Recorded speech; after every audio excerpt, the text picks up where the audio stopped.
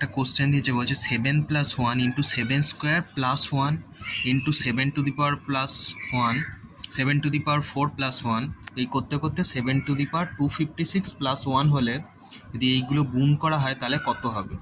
দেখো এখানে যদি 7+1টাকে আমি 7-1 দিয়ে যদি গুণ করি, এবার ওপর নিচে যদি আমি এরকম গুণ করি, এটা ধরো 7-1 ইন্টু 7+1, আর এটা নিচে একটা 7-1 রাখলাম, কারণ এটা কেটে গেলে তো সেই একই হয়। তাহলে যদি এটা 7-1-এর সঙ্গে গুণ করি তাহলে এটা কি আসছে, 7²-1, আর এটা যেমন আছে বসে যাচ্ছে। এই করতে করতে কত হচ্ছে, 7^256+1। দেখো এখানে যেই আবার সেক্ষেত্রে কি হচ্ছে, প্রত্যেক ক্ষেত্রে পাওয়ার ডবল হচ্ছে। তার মানে এই করতে করতে এখানে কত আসবে, 7^256-1, আর এদিকে অলরেডি 7^256+1 অবধি আছে। তাহলে কত হয়ে যাবে, পাওয়ার দ্বিগুণ হয়ে যাবে। 7^256